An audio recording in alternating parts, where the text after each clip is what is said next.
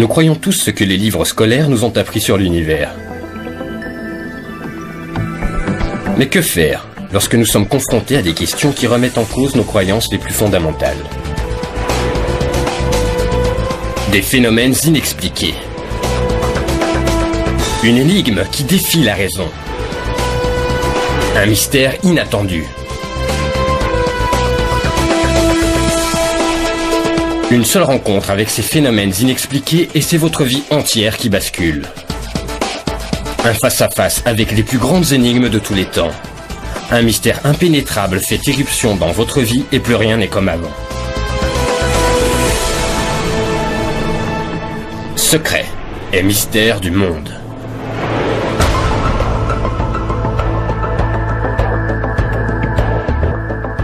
Parmi les secrets et mystères les mieux gardés au monde, qui nous fascinent depuis des générations, il y a l'affaire Roswell. Roswell, au Nouveau-Mexique, est une petite bourgade sans histoire à la limite d'un désert, jusqu'à la nuit du 2 juillet 1947. Cette nuit-là, plusieurs témoins affirment avoir été réveillés par des bruits étranges. Ils sont convaincus qu'une soucoupe volante s'est écrasée. Immédiatement, les forces armées ont pris le contrôle de la zone. Cependant, à la conférence de presse, ils ont déclaré que ce n'était qu'un ballon météorologique. Mais l'histoire du ballon n'aurait-elle pas servi à dissimuler un accident mettant en cause un vaisseau extraterrestre non identifié? S'agit-il d'une victime du crash de Roswell ou juste d'un canular bien ficelé? Qu'est-ce que cet éleveur, banal et terre-à-terre, a bien pu découvrir sur ces terres pour se voir soudain catapulté à la une de l'actualité mondiale? Et pourquoi ces événements restent à ce jour inexpliqués? Une soucoupe volante, une sorte de vaisseau spatial mystérieux, s'est-elle écrasée près de Roswell, au Nouveau-Mexique, en été 1947? Depuis plus de 50 ans, les enquêteurs ont été incapables de tomber d'accord sur ce qui s'est réellement passé à Roswell. Le gouvernement des États-Unis l'aurait-il récupéré et gardé secret durant toutes ces années? Et les occupants du vaisseau, pour peu qu'il y en ait eu, que leur est-il arrivé? Le gouvernement américain sait-il réellement ce qui est tombé du ciel cette nuit-là? Et même s'ils le savent, vont-ils l'admettre? Pourquoi, après plus de 50 ans, les spécialistes en ovni attachent-ils encore autant d'importance à la recherche de la vérité? Roswell ne devient réellement un mythe qu'à partir du milieu des années 70, et non dans les années 40 comme on le croit communément. Roswell ne ressemblait pas aux histoires d'ovnis habituelles, car il y avait quelque chose au sol. Quelque chose s'était écrasé. Il y avait des débris, et plus tard, on apprenait qu'il y avait aussi des corps. Les défenseurs, comme les détracteurs, ont ignoré une masse d'informations probantes qu'ils auraient pu obtenir simplement en recueillant des témoignages, en vérifiant les archives des journaux et en suivant l'histoire à travers le pays. C'était un grand événement dans l'histoire de l'humanité. Kevin Randle a consacré une bonne partie de sa vie à tenter de découvrir la vérité. Il a publié plusieurs études exhaustives sur les événements de Roswell. Comme tout bon mystère, l'histoire commence une nuit d'été sombre et orageuse, en 1947. D'après l'histoire qu'on raconte, Mac Brazel était le seul au ranch. C'était au début de l'été 1947. Il y avait de l'orage, il a soudain entendu un coup de tonnerre beaucoup plus fort que les autres, différent du tonnerre habituel. Il n'y a pas accordé plus d'importance que cela cette nuit-là. Le lendemain matin, il est allé voir quel champ avait été arrosé la veille parce qu'il voulait déplacer du bétail. Et alors qu'il inspectait les champs, il est tombé sur une vaste étendue recouverte de débris métalliques. Le capitaine Randle et bien d'autres ont affirmé que les débris découverts par Mac Brazel ne ressemblaient à rien que l'on puisse trouver sur Terre. Mac Brazel décida d'avertir les autorités. Il quitta le ranch pour se rendre dans la ville la plus proche, à quelques kilomètres de là, Roswell, Nouveau-Mexique. Le shérif de Roswell à l'époque se nommait George Wilcox. Sa petite fille, Barbara Duggar, se souvient de ce qui s'est passé. Dans les années 40, il y a eu un vaisseau spatial, une soucoupe volante comme on les appelait, qui s'est écrasé tout près de Roswell. Ma grand-mère raconte que mon grand-père se serait rendu sur les lieux. En s'approchant de l'endroit, il a aperçu une grande étendue de terre brûlée. Ensuite, ils ont vu des débris. En fait, il a vu des débris. Je ne sais pas s'il était tout seul ou non. Elle n'était pas avec lui, il y était allé tout seul. Je lui ai demandé en blaguant, « Est-ce qu'il a vu des petits martiens ?» Et elle m'a répondu, « Oui, il y en avait 4. D'après les rapports, le shérif aurait immédiatement averti la base militaire la plus proche, les informant de la présence de débris étranges dans un champ. À peine quelques instants plus tard, les officiers sont arrivés sur les lieux, impatients de voir de leurs propres yeux ce que le shérif leur avait décrit. Après tout, un champ plein de débris est une chose, mais de vrais extraterrestres, ça n'est une toute autre. La suite des événements constitue soit la plus grosse erreur, soit le plus gros mensonge dont l'armée se soit jamais servie pour garder le secret. Le lieutenant Jess Marcel, officier des renseignements de la 509e unité de bombardiers, a reçu l'ordre du colonel Blanchard d'aller inspecter les lieux en personne. Il a décrit une superficie d'une longueur d'environ 1 km sur 70 à 100 mètres de large, recouverte de débris métalliques. Il montra un de ces morceaux de débris au colonel Blanchard. Blanchard a donné l'ordre de diffuser un communiqué de presse disant que l'armée avait capturé une soucoupe volante. Il s'est adressé au lieutenant Walter Haute. Haute a rédigé, publié et diffusé le communiqué et l'a personnellement distribué aux divers organismes de presse à Roswell. Voici en gros ce que disait le texte du communiqué. Les nombreuses rumeurs concernant les soucoupes volantes sont devenues une réalité hier lorsque les services de renseignement de la 509e unité de la 8e division de l'armée de l'air à la base aérienne de Roswell est parvenu à entrer en possession d'une soucoupe grâce à la collaboration d'un propriétaire de ranch des environs. Il n'y avait toutefois aucune mention des extraterrestres que le shérif avait affirmé avoir vus. Était-ce un canular ou une conspiration? La grand-mère de Barbara Duggar craignait encore des représailles 40 ans après. Elle a dit « Je te raconte ça parce que quand c'est arrivé, la police militaire est venue au palais de justice, à la prison, et nous a dit à George et à moi que si nous parlions à qui que ce soit de l'incident, si nous disions quoi que ce soit, ils nous tueraient. Non seulement nous, mais aussi tout le reste de la famille. »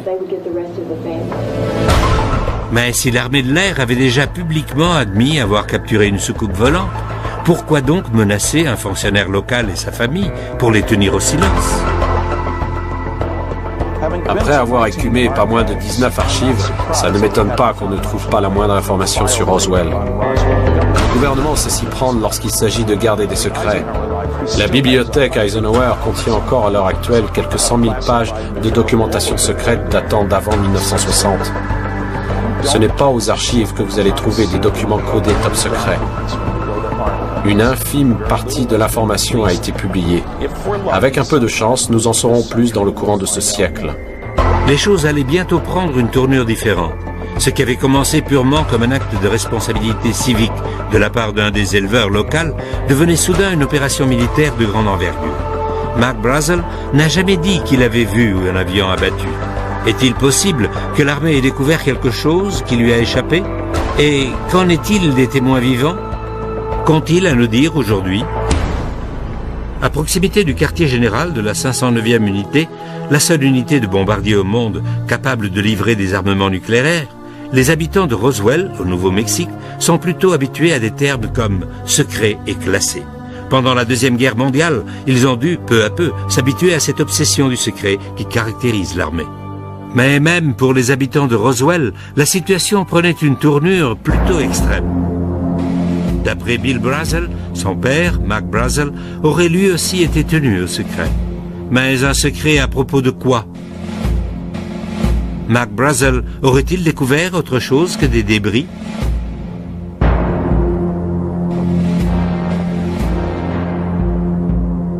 C'est précisément à partir de là que l'affaire Roswell fait place à toute une série de faits mystérieux, qui finissent tôt ou tard par s'entrecroiser. Car si le colonel Blanchard a admis avoir saisi une soucoupe volante plus ou moins intacte, cela voudrait dire que quelque part, il y avait plus que les simples débris auxquels Mac Brazel faisait allusion.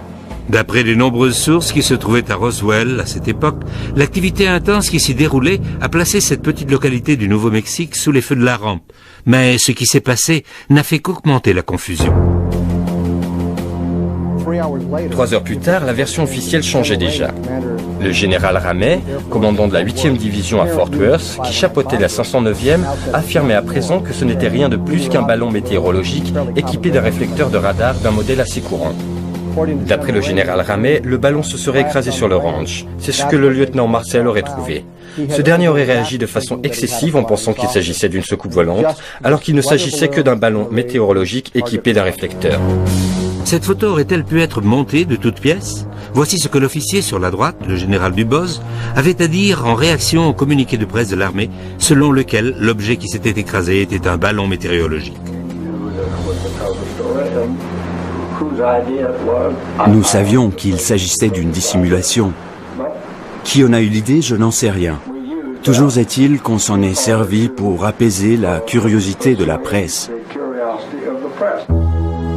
Pourquoi les représentants de l'armée américaine auraient-ils déclaré qu'il s'agissait d'un ballon météorologique, alors que leurs officiers supérieurs savaient très bien que ce n'était pas le cas? Les officiers n'étaient pas les seuls à avoir vu les débris dans le bureau du général Ramey. Les enquêteurs de Secrets et Mystères du Monde ont rencontré un photographe civil qui a vu les débris récupérés et les a photographiés. Le 8 juillet 1947, je travaillais en tant que reporter pour le Fort Worth Star-Telegram. J'étais photographe de réserve. Un après-midi, le rédacteur de la rubrique locale m'a demandé de me rendre au bureau du général Ramey. Ils allaient ramener une soucoupe volante de Roswell et il fallait des photos. Ils m'ont dit « Grouille-toi, on n'a pas une seconde à perdre pour l'édition de la côte Est ». Je me suis donc rendu au bureau du général Ramey. Là, on m'a demandé de patienter. Le général devait arriver à tout moment. Cela m'a permis de disposer les débris au sol pour pouvoir prendre les meilleures photos possibles. Je me souviens que ça sentait fort le brûlé et que ça n'avait rien de photogénique. Alors, j'ai, tant bien que mal, essayé de disposer le tout en un ensemble plus ou moins cohérent. Et c'est à ce moment que le général est revenu. Il a tout de suite commencé à examiner le matériel. Sur ces photos, on peut apercevoir plusieurs paquets de matériel encore fermés. Tout n'avait pas encore été déballé. Lorsque le général s'est mis à examiner tout ça, je lui ai demandé « Qu'est-ce que c'est, général ?» Il m'a répondu « J'en ai pas la moindre idée. » Puis il s'est remis à la tâche en examinant chaque détail minutieusement. Quand je l'ai pris en photo, il avait un bout de papier en main qui ne cessait de remuer. On le voit en train de tripoter ce bout de papier dans les différentes photos. Finalement, dans la dernière photo, on le voit lire le message qu'il tenait en main. À partir de ce moment-là, à partir du moment où j'ai quitté les lieux, je suis resté la seule personne, le seul civil, le seul photographe, l'unique représentant des médias à m'être trouvé là. Et depuis lors, ce matériel n'a plus jamais été revu par personne et a été placé en lieu sûr. Vous me demandez pourquoi ce changement radical d'attitude? Je pense que c'est ce message remis au général à son retour dans son bureau qui a provoqué ce changement brusque. Au terme de 2 années de recherche, l'équipe chargée d'analyser les photos de Roswell, le groupe RPIT, a observé plusieurs aspects intéressants en rapport avec le fameux message de Ramey. Premièrement, il fait allusion aux victimes de l'accident acheminées à Fort Worth. Ensuite, le message parle de récupérer la soucoupe de Roswell. Troisièmement, il énumère les dispositions à prendre sur les lieux de l'accident à Roswell. Et enfin, il est question d'expliquer tout cela par la présence d'un ballon météorologique. Il se peut effectivement que McBrazel ait trouvé un ballon, mais le problème est que cela ne concorde pas avec tous les autres témoignages. Et puis, comment expliquer la présence de tous ces débris? L'incident de Roswell et tout ce qui l'entoure est incroyablement compliqué.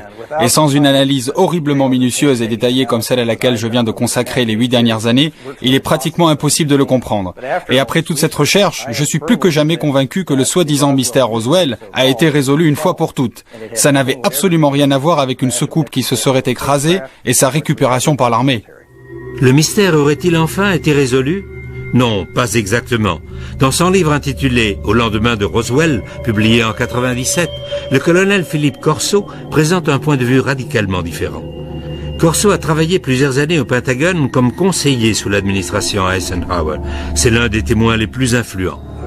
Il y a quelque chose là-haut qui vole, et cela dépasse nos compétences technologiques. Nous n'avons rien qui puisse voler à 5 ou 6 000 km/h et déverrouiller une protection radar en si peu de temps. Jesse Marcel Jr., fils de l'officier, le premier à avoir examiné l'épave, a fait d'étonnantes révélations concernant les débris dont il se souvient de son enfance. Le commandant Marcel a ramené une partie du matériel chez lui pour le montrer à sa femme et à son fils. Il a ensuite ramené tout le matériel à la base aérienne de Roswell.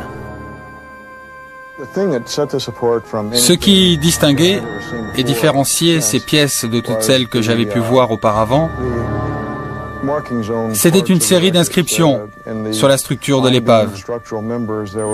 La poutre en forme de I contenait une sorte d'écriture. Je me souviens avoir pensé que ça ressemblait à des hiéroglyphes, mais ce n'était pas vraiment des hiéroglyphes, mais plutôt des formes et symboles géométriques. Ces inscriptions ont suscité l'attention d'un grand nombre de chercheurs, et les efforts entrepris pour tenter de les déchiffrer ont produit des résultats mitigés. Une source amérindienne les traduit en « Les guerrières sont prêtes ». Une autre tentative de traduction, cette fois d'origine méditerranéenne, rapproche ces inscriptions du grec ancien.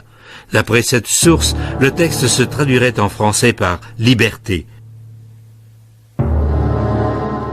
Il est néanmoins extrêmement difficile de tirer des conclusions d'un simple fragment de mots. Mais rien que l'idée qu'il puisse s'agir de mots a de quoi nous laisser perplexes. Pourquoi et comment une culture extraterrestre se servirait-elle de lettres grecques dans la construction de ces vaisseaux spatiaux? Existerait-il réellement un langage universel?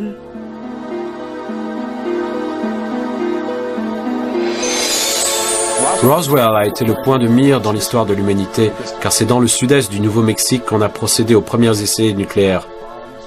On y a testé une bombe, la toute première. C'est ici que nous avons procédé au lancement de fusées allemandes V2 et où nous avions notre meilleur radar. Tout visiteur extraterrestre pouvait facilement se rendre compte que c'est ici que se trouvait toute la technologie à même d'emmener l'homme dans l'espace. Ça valait certainement le détour. Ils ont eu un accident. Et pourtant, l'explication du ballon météo a failli mettre un point final à ce qu'on nomme encore aujourd'hui l'incident Roswell. Qui aurait pu croire qu'on était sur le point de faire des découvertes encore plus sensationnelles? Le récit d'un seul homme allait perpétuer le mythe Roswell. Cet homme, c'était Grady Barnett, un ingénieur civil qui résidait à Roswell à l'époque des faits. Barnett a confié à un ami, Van Maltey, ce qu'il avait vu ce jour-là. Barnett m'a raconté que lorsqu'il revenait d'une de ses inspections sur le terrain, il s'est retrouvé face à une soucoupe volante qui venait de s'écraser et qu'il a vu 4 créatures par terre. 4 extraterrestres et un vaisseau spatial pratiquement intact. Le nombre d'extraterrestres coïncide avec les déclarations faites par le shérif George Wilcox. L'ingénieur civil Grady Barnett affirme avoir vu une soucoupe volante qui s'était écrasée et pas loin de là les 4 cadavres de ses occupants. Pourrait-il s'agir du même appareil que celui que l'armée de l'air a plus tard affirmé avoir en sa possession? Et si la soucoupe volante de Grady Barnett était presque intacte, qu'est-ce qui expliquerait la présence de tous ces débris découverts par Mac Brazel? Et il y a autre chose. Barnett a dit que les créatures qu'il avait vues étaient toutes mortes. La version du shérif Wilcox était cependant légèrement différente. Grand-père a dit qu'ils avaient de grosses têtes et que les tenues qu'ils portaient étaient... C'est difficile à expliquer. C'était comme de la soie ou quelque chose comme ça. Je lui ai demandé si les petits êtres étaient vivants ou morts. Et elle m'a répondu, je crois que l'un d'eux était encore en vie. Les chercheurs ont avancé l'hypothèse de 2 vaisseaux, plutôt qu'un seul, avec chacun 4 membres d'équipage. Une hypothèse que certains spécialistes en OVNI voient comme la seule explication possible. Tous les témoignages concordent à dire que les débris étaient de très petite taille. S'ils proviennent effectivement d'un vaisseau, celui-ci a dû être complètement pulvérisé. D'après les informations originales recueillies des premières personnes impliquées, il ne fait pas de doute que la solution se trouvait à plusieurs kilomètres du ranch de Mac Brazel, beaucoup plus près de Roswell. Le vaisseau était fait d'un matériau hyper résistant. Il avait dû être percuté avec une force incroyable. Et qu'en est-il des matériaux récupérés au ranch de Mac Brazel? Certains témoins qui affirment avoir manipulé les débris déclarent n'avoir jamais vu une chose pareille de leur vie. Personne n'a jamais pu expliquer la composition des matériaux découverts dans ce champ. Il était impossible de découper cette tôle. Impossible de faire une entaille dans ce matériau qui ressemblait à du bois, ni de le brûler d'ailleurs. On avait affaire à un matériau qui n'avait rien à voir avec ce que l'on pouvait trouver en 1947. Est-il possible que les morceaux de débris retrouvés au ranch soient des matériaux naturels? Aurait-il par exemple pu provenir d'une météorite? Il est bien entendu qu'une météorite qui pénétrerait l'atmosphère le ferait à très grande vitesse. Et avec la force de résistance de l'atmosphère, elle finirait peu à peu par brûler. Et, cela va de soi, elle perdrait de son volume. Qui plus est, si une météorite avait percuté la Terre en produisant un impact audible, elle aurait aussi laissé un cratère gigantesque, comme celui du désert de l'Arizona. L'objet qui s'est écrasé au Nouveau-Mexique n'a laissé aucun cratère. Certes, il y a eu un impact visible, mais cela ressemble davantage à une sorte d'atterrissage forcé plutôt qu'à un objet tombé du ciel en chute libre. Une chose est sûre, quelque chose est tombé du ciel cette nuit-là. L'hypothèse de la météorite semble peu probable, et les spécialistes en OVNI ne semblent pas prêts d'accepter le scénario du ballon. Y a-t-il d'autres possibilités? L'armée de l'air a-t-elle donné d'autres explications?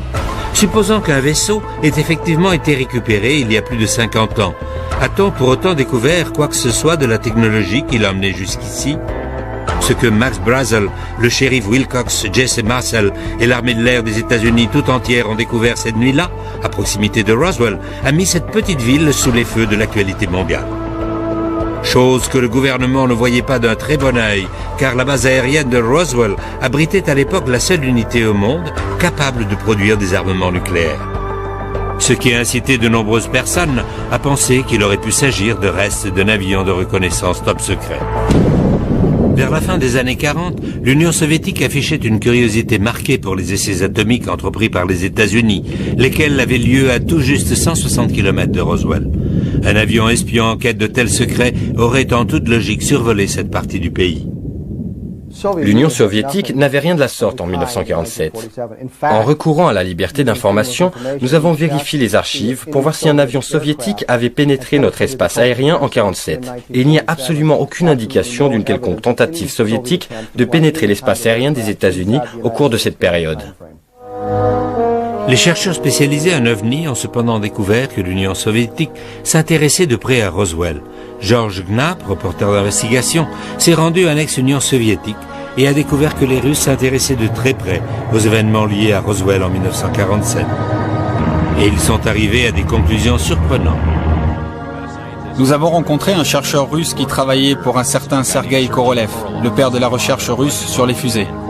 Et Korolev aurait confié à ce docteur les détails d'une rencontre avec Joseph Staline vers la fin des années 40. Staline s'intéressait beaucoup aux ovnis, et plus particulièrement à Roswell. À cette époque, la fin des années 40, Roswell regorgeait d'espions russes en raison du grand nombre de programmes militaires secrets en cours. Roswell a naturellement éveillé leur curiosité. Staline a mis tous les scientifiques et ses espions sur le coup, et la conclusion à laquelle ils sont arrivés était que l'affaire Roswell était bien réelle, que quelque chose s'était bel et bien écrasé, et que ce n'était ni un ballon, ni rien d'autre d'origine terrestre. Ils ne savaient pas exactement d'où ça venait, mais ils savaient que ce n'était ni à nous, ni à eux, et qu'il s'agissait de quelque chose d'une importance monumentale qui méritait d'être étudié. Il ne fait pas le moindre doute que les scientifiques et autres intérêts soviétiques ont depuis un certain temps déjà affiché un intérêt marqué pour les soucoupes volantes. Nous ignorons ce qu'il y avait dans ces fameuses boîtes secrètes, tout comme nous ignorons ce que le gouvernement des États-Unis nous cache. Avec tout l'argent que l'on a dépensé sur les satellites espions et autres systèmes de surveillance, nous disposons probablement de beaucoup plus d'informations que les Russes, car on a tout fait pour éviter d'abattre ces ovnis.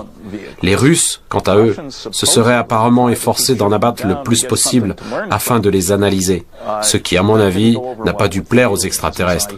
Ils ont donc mis la main sur un tas d'informations. Et nous n'y aurons pas accès, de même que nous n'avons pas accès aux informations recueillies par notre propre pays.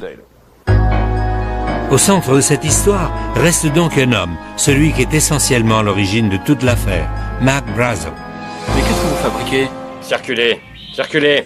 Brazel serait en quelque sorte devenu prisonnier des militaires dans son propre ranch.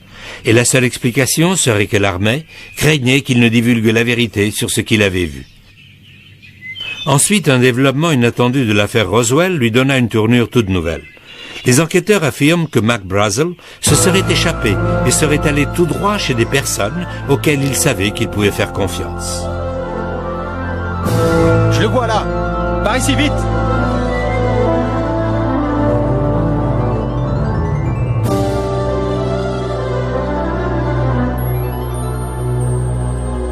Ses amis de la station de radio KGFL à Roswell confieraient plus tard comment ils avaient caché Mac Brazel chez eux. Nous lui avons donné un endroit où passer la nuit pour être à l'abri de toute cette foule de gens et leurs questions. En fait, l'intention était d'interviewer Mac Brazel. Jude Roberts nous a confié qu'il avait reçu de nombreux appels de Washington le priant de ne pas diffuser l'interview. On nous a gentiment fait comprendre que si on tenait à garder notre licence, on ferait mieux de ne pas transmettre l'interview et que dans le cas contraire, on aurait 24 heures pour chercher un autre emploi. Ce n'était rien qu'un ballon. L'armée aurait-elle usé de tactiques coercitives pour s'assurer du silence de Mac Brazel? Et pourquoi son silence est-il si important? Une fois aux mains de la police militaire, Mac Brazel a été tenu en garde à vue. On ne peut pas dire que c'était exactement une prison, mais tout comme. Dans la soirée du 9 juillet, les militaires l'ont escorté aux différentes stations de radio et bureaux de presse de Roswell, où il a raconté une version des faits qui différait énormément de ce qu'il leur avait déclaré le 6 juillet. Ce que j'ai trouvé hier dans mon champ était un ballon météorologique. C'est une blague ou quoi? Oui, c'est bien ça, oui. Qu'est-il arrivé à Mac Brazel lorsqu'il était en garde à vue? Pourquoi a-t-il changé son histoire? Mac Brazel aurait-il au départ eu l'intention de révéler la même histoire que celle racontée plus tard par un dénommé Glenn Dennis? En 1947, Glenn Dennis travaillait au pompe funèbre Ballard. Dans les petites villes, les corbillards font souvent aussi office d'ambulance. Et c'est ainsi que Glenn Dennis aurait eu à reconduire des aviateurs blessés à la base.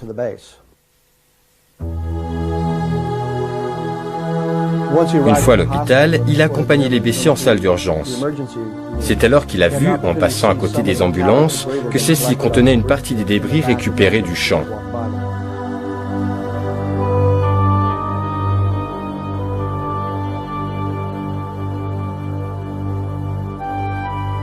Excusez-moi, monsieur, c'est une propriété privée.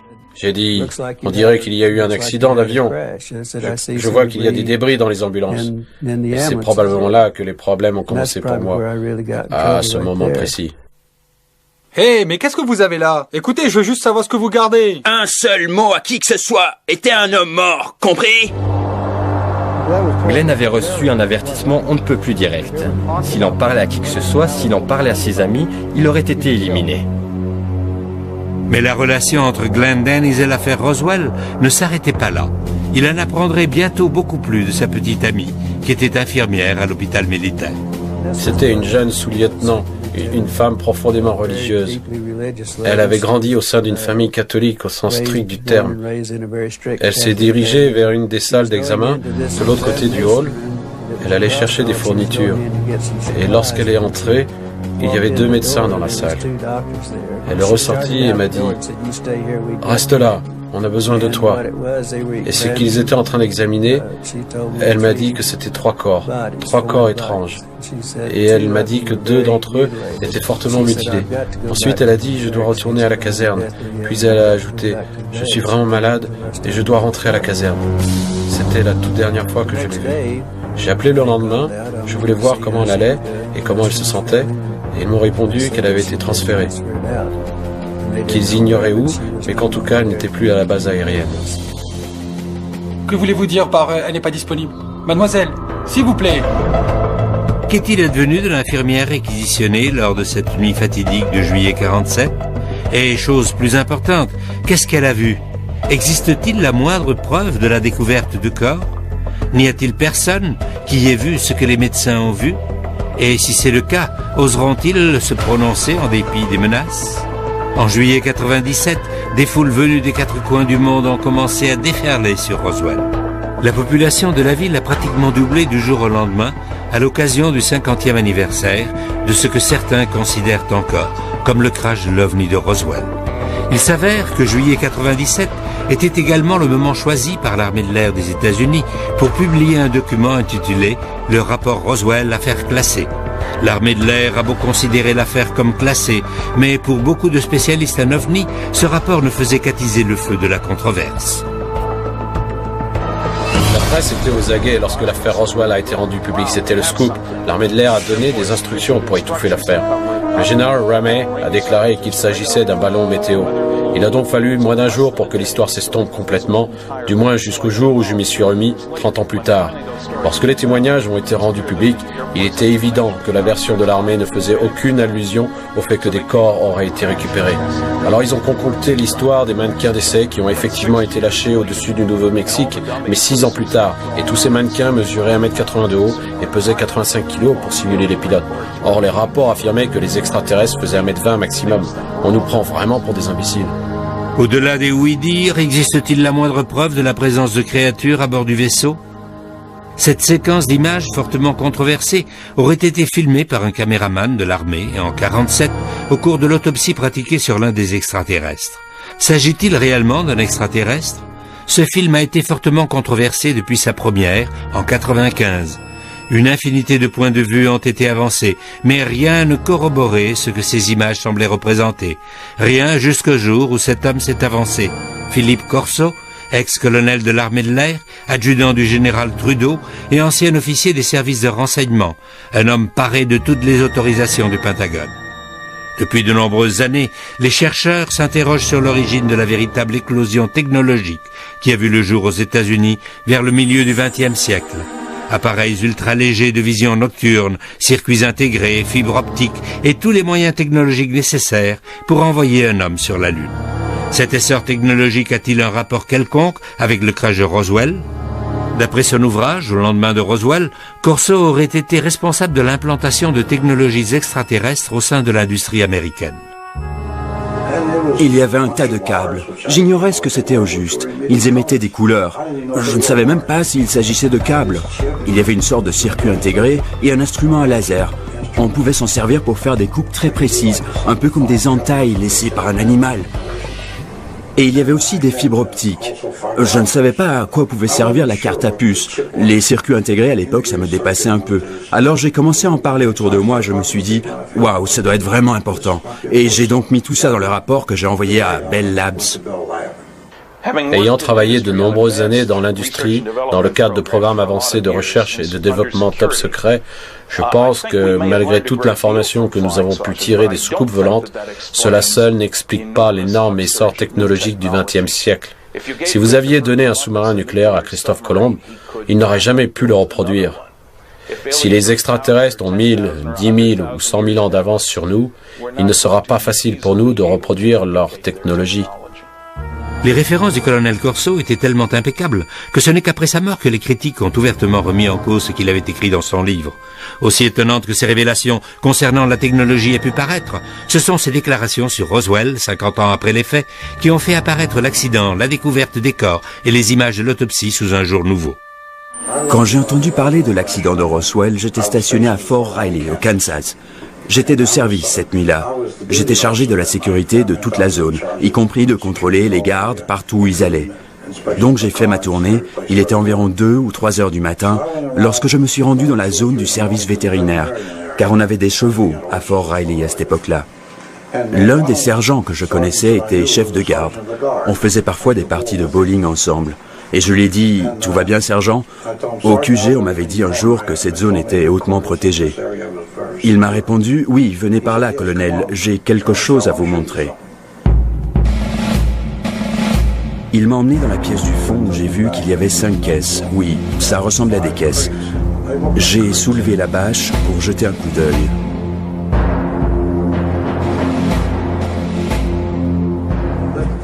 Dans une des caisses, il y avait ce corps, juste là. Il flottait dans une substance liquide. J'ai pu jeter un bon coup d'œil, mais ça n'a pas dû durer plus de 10 ou 15 secondes maximum.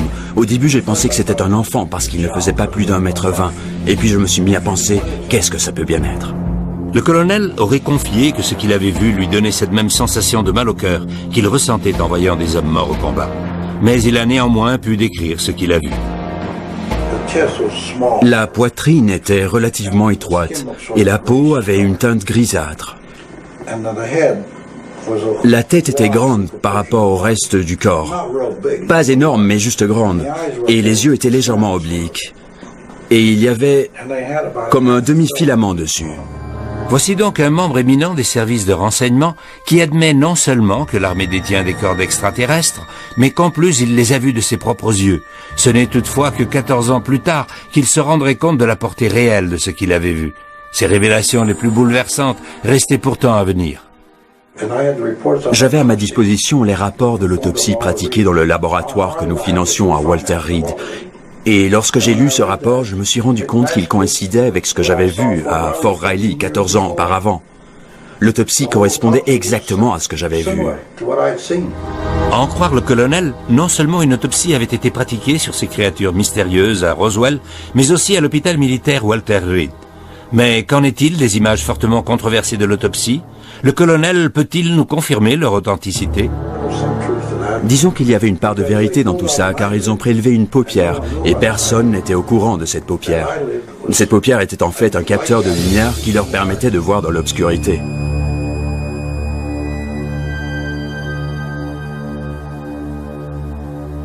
Ils l'ont préservé dans une sorte de récipient, et le cerveau se trouvait là aussi.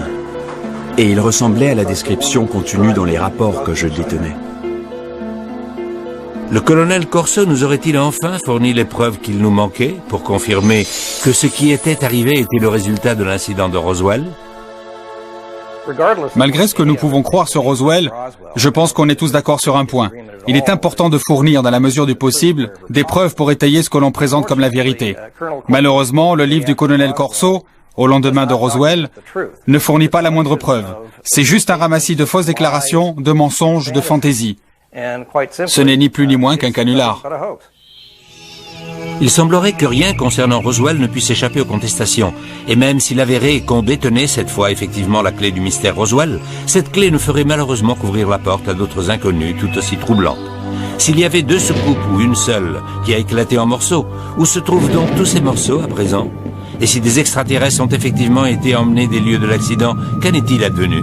Sappho Anderson était mariée à un pilote des forces aériennes stationné à Roswell à l'époque et qui a partagé son secret avec elle. Il m'a dit, je suppose que s'il publie la nouvelle dans les journaux, je peux bien t'en parler. Cela faisait des années que je voulais te le dire. Il a ajouté, je veux que tu lises cet article, parce que c'est une histoire vraie. Et non seulement c'est une histoire vraie, mais c'est moi, le pilote qui a rapatrié l'OVNI accidenté jusqu'à la base de Dayton, dans l'Ohio.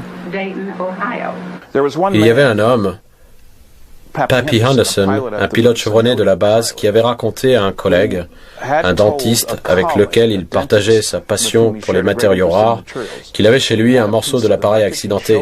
Il le lui a montré, mais il l'a repris malheureusement. D'autres personnes qui connaissaient Pappy ont pu voir la pièce en question.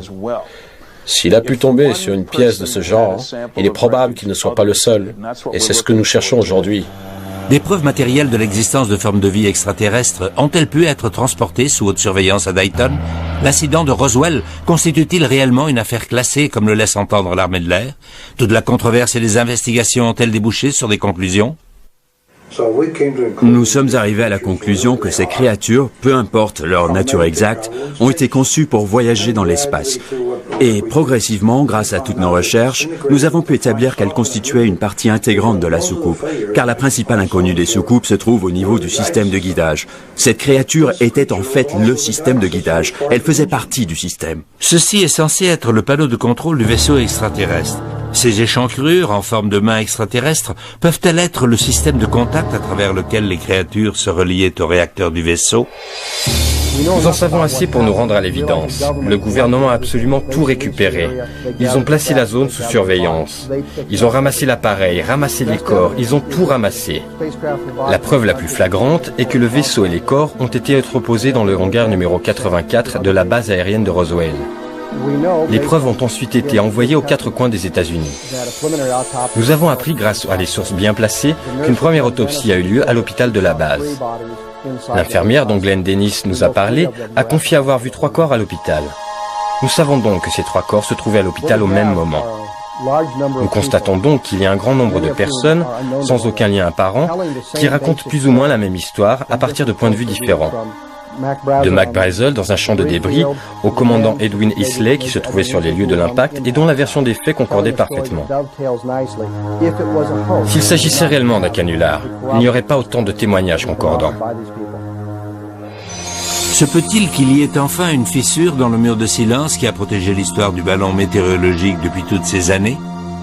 53 ans plus tard, et avec énormément d'analyses et de vérifications à l'appui, je peux enfin affirmer être convaincu que le matériel, les débris que j'ai photographiés et les 6 photos que j'ai prises montraient les vrais débris. Autrement dit, les débris qu'ils ont ramenés de Roswell n'étaient pas les restes d'un ballon météo, mais bien les vrais débris. Qu'il existe un rapport direct entre les ovnis observés dans les jours précédant les événements de Roswell et l'accident de Roswell, cela ne fait aucun doute. Au cours des 3 jours précédant l'accident, il y a eu 88 apparitions d'ovnis dans 24 États. 10 millions d'Américains auraient vu des ovnis le 4 juillet 1947, le jour de l'accident de Roswell. Les nombreuses apparitions d'ovnis aux 4 coins du monde tiennent au fait que notre planète est visitée par des vaisseaux spatiaux contrôlés par une force extraterrestre hautement intelligente. Dans la plupart des cas, une explication peut être fournie, mais ce sont les cas inexpliqués qui comptent le plus. Et de cela, il y en a une multitude dans toutes les études scientifiques de grande envergure. Des centaines de témoins oculaires étaient impliqués directement ou indirectement dans l'affaire Roswell. Cela ne suffit-il pas comme preuve? Malheureusement, non. Tout d'abord, il faut remarquer que leur nombre ne fait qu'augmenter avec le temps. De plus en plus de gens racontent qu'ils y étaient. Mais si on vérifie de plus près, ils n'y étaient pas du tout. Le nombre de témoignages ne change rien en réalité. Il nous faut bien plus que des témoins oculaires. Il nous faut des preuves irréfutables, des preuves matérielles. Et tant que nous n'aurons pas de telles preuves, je resterai sceptique. Le mystère qui entoure les événements de Roswell semble être voué au domaine de l'inexplicable. Et pourtant, l'énigme continue à nous fasciner et à captiver notre imagination de tant de façons nouvelles et fantastiques. À l'instant même où je vous parle, le Centre international de recherche sur les ovnis à Roswell est en train d'offrir jusqu'à $1 million de récompense pour le premier échantillon de débris dont il serait scientifiquement vérifié qu'il provient de l'accident d'un vaisseau extraterrestre en 1947. Pour ceux qui affirment avoir été les témoins oculaires de tout ce qui a pu se passer à Roswell, l'événement de juillet 1947 restera inoubliable. Mais tant que personne n'aura remporté la récompense d'1 million de dollars, et tant qu'il n'y aura pas de nouvelles preuves, ce qui est arrivé à Roswell restera un secret et un mystère de notre monde.